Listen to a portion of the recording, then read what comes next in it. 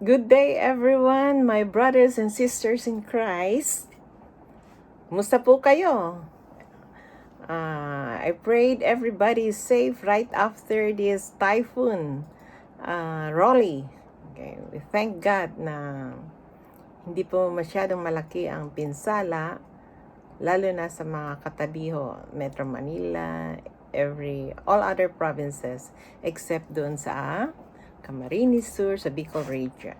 Okay? Now, welcome po sa ating mga kapatid dyan sa Kamkaringal. Musta po kayong lahat? Kay Warden po at sa lahat po ng mga namumuno po dyan. Welcome po sa ating virtual preaching entitled The Messianic Proof of Jesus Christ. Alam po ninyo, marami pong sa Bible ang nagpapatunay na si Kristo, ang ating Panginoong Jesus ay ang Kristo, ang Mesyas, ang anak ng Diyos. Okay? At ito pong ating skriptura ay isa po sa patunay ng kanyang pagiging anak ng Diyos. Makikita po natin yan sa Matthew chapter 8 verses 5. Okay? Starting sa verses 5. At atin pong basahin. Okay. Kung may Bible po kayong hawak. Okay, Matthew 8 verse 5. Pagpasok ni Jesus sa Capernaum, lumapit sa kanya ang isang opisyal ng hukbong Romano at nakiusap, "Ginoo, ang katulong ko po ay naparalisado. Siya po'y nakaratay sa bahay at lubhang nahihirapan." Sinabi ni Jesus, "Pupuntahan ko siya at pagagalingin." Ngunit sumagot sa kanya ang opisyal, "Ginoo, hindi po ako karapat-dapat na puntahan pa ninyo sa aking bahay. Sabihin lamang po ninyo at gagaling na ang aking katulong. Ako'y nasa ilalim ng mga nakakataas na pinuno at may nasasakupan ding mga kawal. Kapag inutusan ko ang isa, pumunta ka roon, siya'y pumupunta. At ang isa naman, halika, siya'y lumalapit. Kapag sinabi ko sa aking alipin, gawin mo ito, ginagawa niya nga yun." Namangha si Jesus nang marinig ito at sinabi niya sa mga taong sumusunod sa kanya, "Tandaan ninyo, hindi pa ako nakakita ng ganitong kalaking pananampalataya sa buong Israel." Tandaan ninyo, marami ang darating buhat sa silangan at sa kanluran at dudulog sa hapag na kasalo ni Abraham, Isaac at Jacob sa kaharian ng langit. Ngunit ang mga taong dapat sana'y kasama sa kaharian ay itatapon sa kadiliman. Mananangis sila doon at mangangalit ang kanilang mga ngipin. At sinabi ni Jesus sa opisyal, "Umuwi ka na. Mangyayari ang hinihiling mo ayon sa iyong pananampalataya." Sa oras ding iyon ay gumaling ang katulong ng kapitan. Nagpala na po ang lahat ng nakabasa at nakarinig ng skripturang ito. Okay. Alam po ninyo, marami po sa mga Hudyo na hindi po nila kinikilala ang ating Panginoong Jesus bilang Kristo, Mesyas. Okay? At dito po ay nabasa po natin na isang opisyal ng hukbong Romano ang lumapit sa kanya at nakiusap. Ang opisyal ng hukbong ito, tinatawag nating centurion, ay hindi po Hudyo, kundi isang hentil. Ang hentil po at ang Hudyo ay hindi po sila close. Ang mga Hudyo ayaw sa mga hentil. Subalit, nung time na ito, sinako po ng Rome ang Israel. Okay, so under ng mga Romano ang bansang Israel, at itong opisyal na ito, na isang Romano, opisyal pa, lumapit po sa ating Panginoong Hesus. May position po yun. Usually, sila yung nasa power. Okay, may kapangyarihan sila. Subalit, nagawa po ng opisyal na ito na lumapit sa ating Panginoong Hesus. At bakit? Ito po ang sabi niya, Ginoo, ang katulong ko po ay naparalisado. Siya po'y nakaratay sa bahay at lubhang nahihirapan. Anong sabi ni Jesus? Pupuntahan ko siya at pagagalingin. Nakita natin, no? Itong katulong niya, lumapit siya kay Jesus para dun sa katulong niya na paralyze. May malubhang karamdaman, nahihirapan. Ang laki ng pagmamahal na ito, ng centurion na ito, para lumapit siya. Puntahan niya ang ating Panginoong Hesus at siya po ay nakiusap sa kanya, no? Sinabi niya yung sitwasyon ng kanyang katulong. Love is manifested sa buhay ng centurion na yon. Kamakailan nga lang po ay balitado po yung ating pong konsul. Pinakikita po sa TV yung konsul po natin sa Brazil ay minamaltrato ang kanyang katulong, no? Isang ambassador. Pero pinakita kung papaano niya tratuhin ang kanyang katulong. Subalit itong centurion na ating nabasa, may sakit na yung kanyang katulong. Sino ba yung katulong niyang yun? At bakit na lang ganoon ang kanyang pagpapahalaga? Dahil mahal niya ang katulong niyang yun. Kaya alam niya na may kayang gawin ang ating Panginoong Hesus, kaya nilapitan niya ang isang opisyal ng ng hukbong Romano. At sabi nga ni Jesus, pupuntahan siya at pagagalingin. Ngunit sumagot sa kanyang opisyal. Ang sabi, Ginoo, hindi po ako karapat-dapat na puntahan pa ninyo sa aking bahay.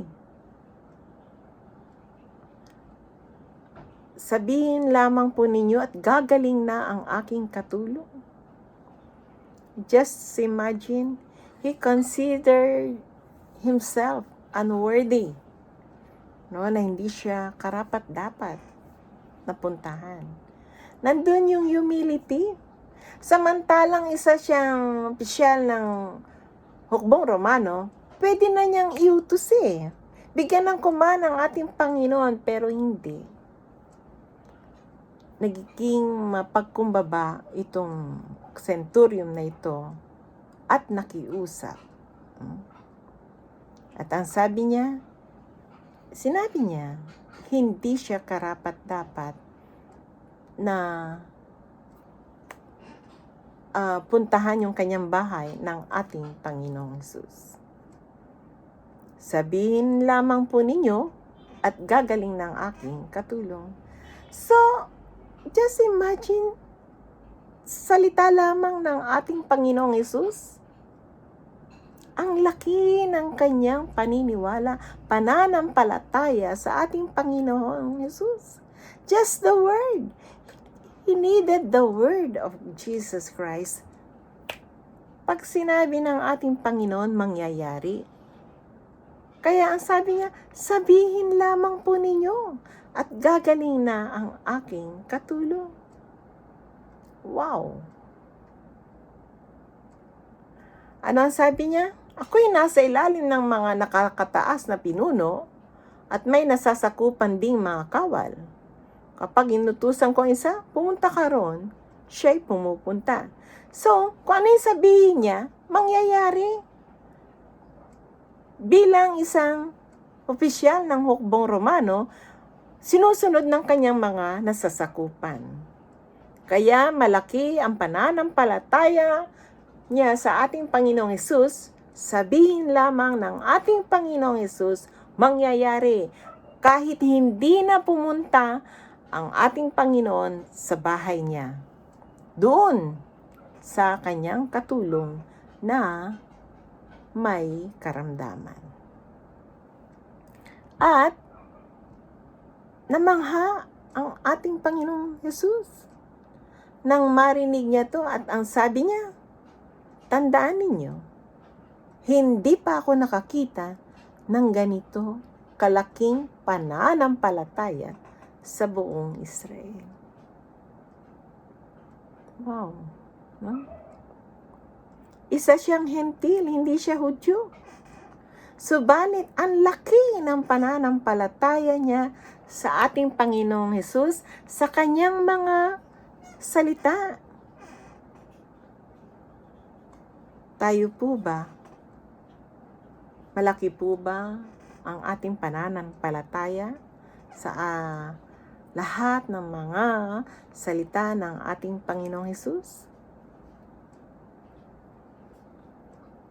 Mapalad tayo dahil tayo ay naniniwala sa ating Panginoong Hesus bilang Mesyas.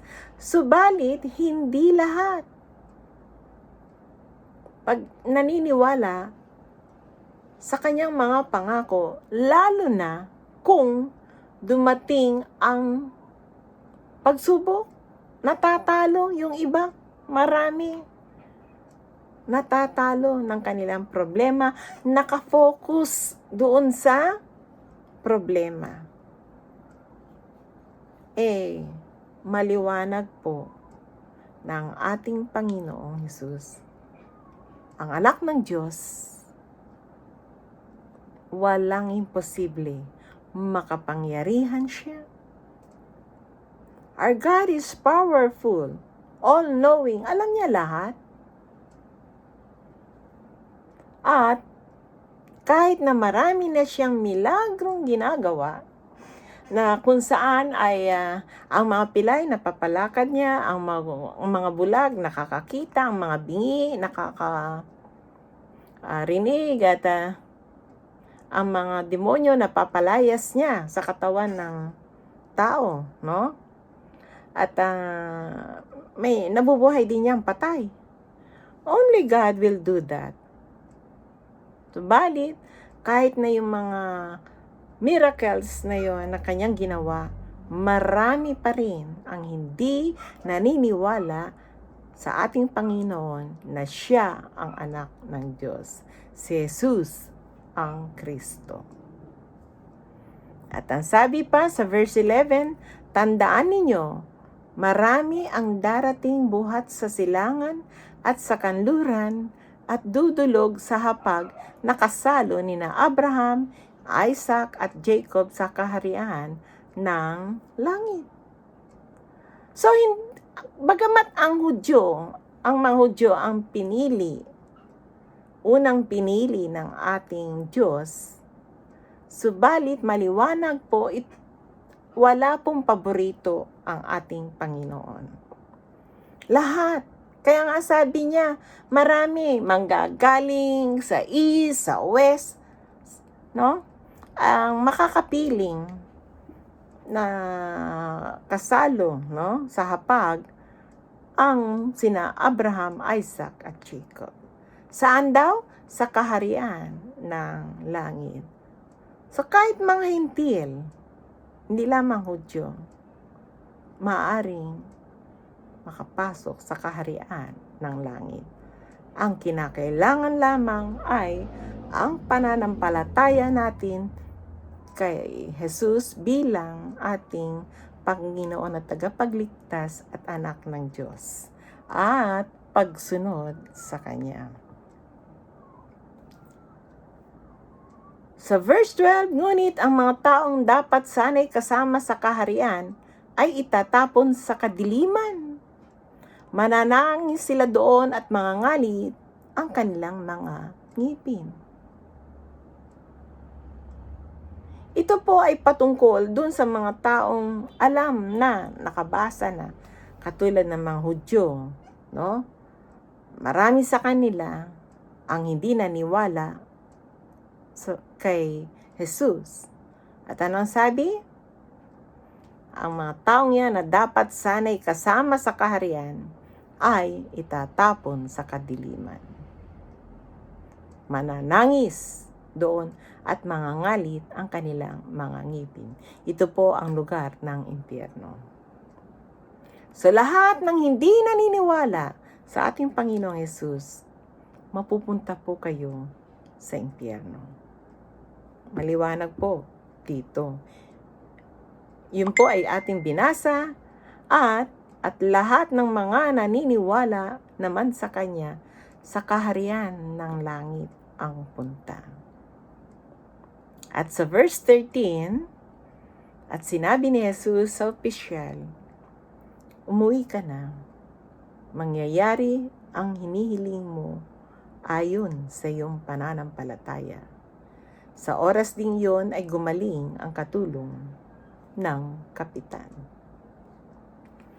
So, makita natin, no, hindi kinakailangan pumunta ng ating Panginoon doon sa alipin na may sakit. It is the faith of the centurion in Jesus Christ na mapapagaling ang kanyang alipin, sabihin lamang ng ating Panginoon. At nangyari nga.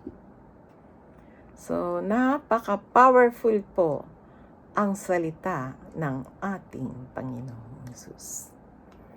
Ang kinakailangan lamang ay manampalataya tayo sa Kanya bilang Mesyas, bilang anak ng Diyos, at maniwala at manampalataya tayo sa Kanyang mga salita.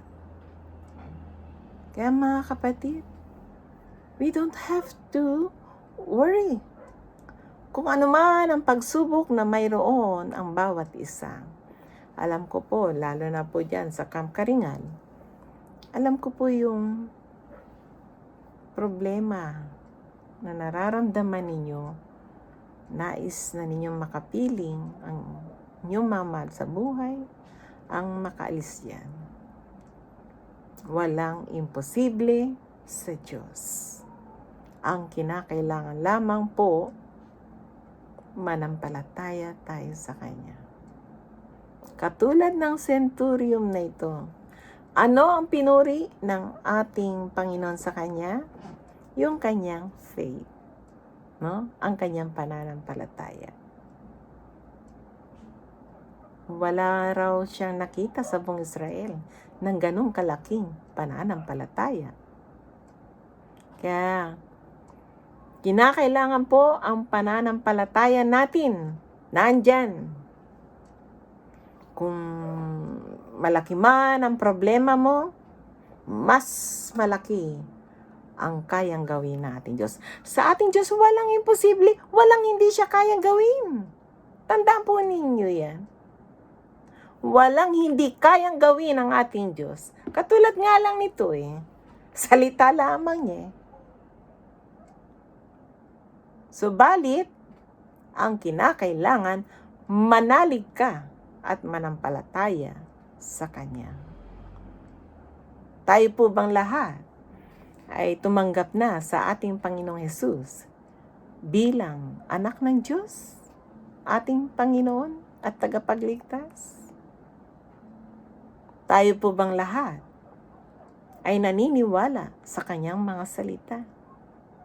Maliwanag po. Nagpapatunay lamang na lahat ng Kanyang ginawa, no? Kahit itong pananalita lamang niya para mapagaling ang katulong ng centurion na yan, nagpapatunay lamang na siya ay isang Diyos. Pangamat siya'y 100% man, siya rin ay 100% God. Kung nais po natin na makarating sa langit, kinakailangan maniwala tayo sa Kanya. Kung meron man na pumipigil sa iyo, yung mga worries mo, yung mga pag-aalala mo, yung takot mo, yung problema mo, alam ng ating Diyos yan. Ang kinakailangan lamang ay manalig tayo sa Kanya.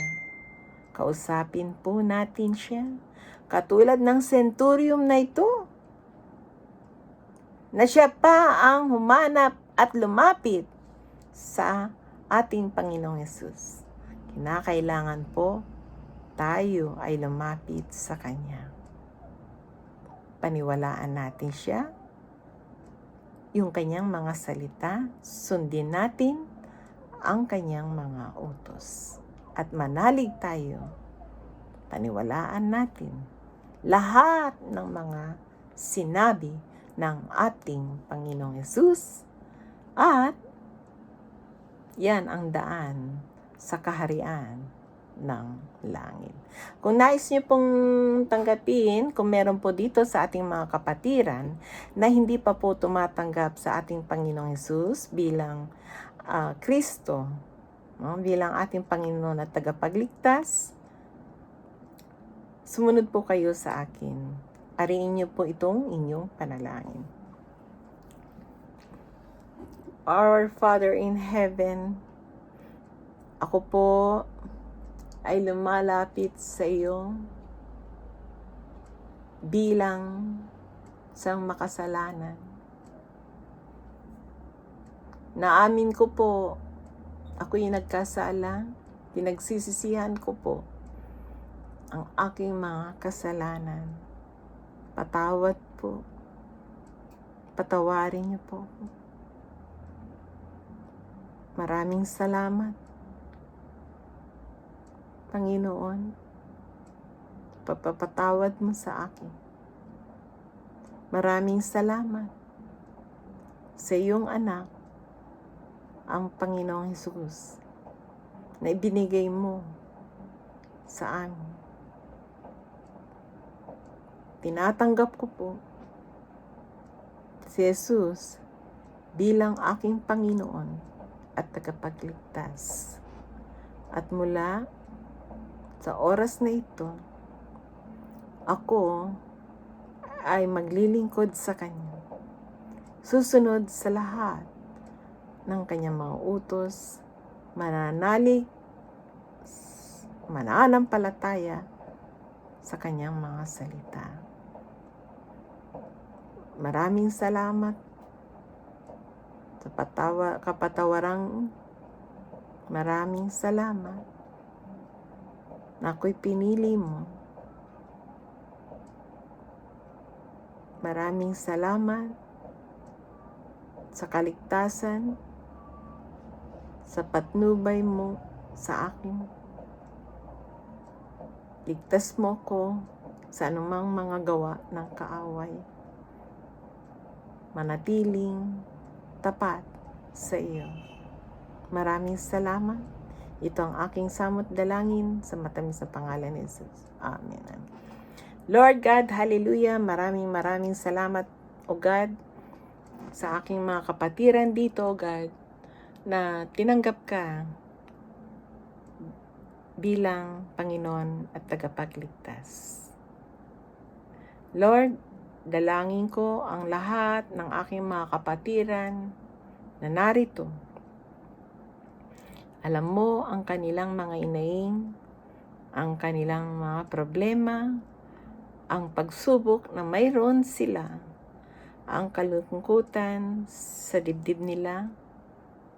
Lord, we lift everything unto you. Alam mo ang desire ng kanilang mga puso.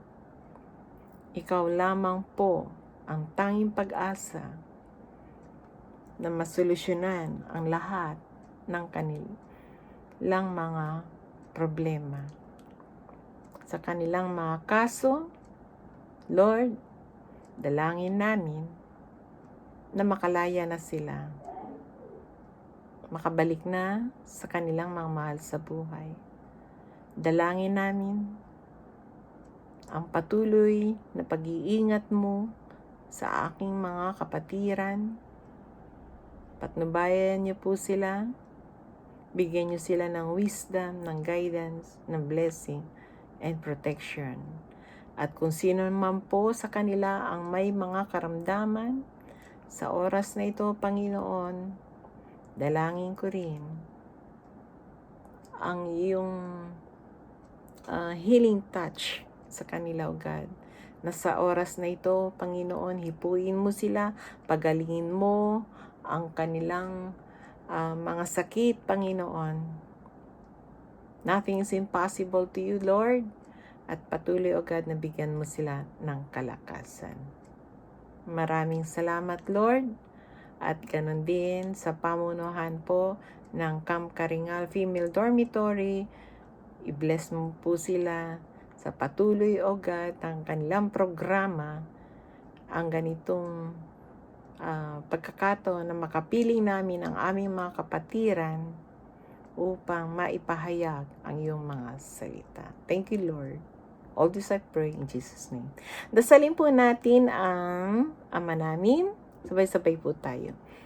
Ama namin, sumasalangit ka, sambahin ang ngalan mo, mapasa amin ang kaharian mo, sundin ang loob mo dito sa lupa para ng sa langit. Bigyan niyo po kami ngayon ng aming kakanin sa araw-araw at patawarin niyo kami sa aming mga sala, paris na papapatawad namin sa nagkakasala sa amin. At huwag niyo po kami adya sa tukso at iadya niyo po kami sa tukso at sa dilang masama, Panginoon. At marami pong salamat, Lord. Thank you, Lord. Sa lahat, O God. Thank you very much, Lord. Hallelujah, O God. Lord God. Thank you, God Father, O Lord God. My brothers and sisters, God bless you. In the name of the Father, the Son, and the Holy Spirit. Amen, amen, amen. Thank you po. God bless you all.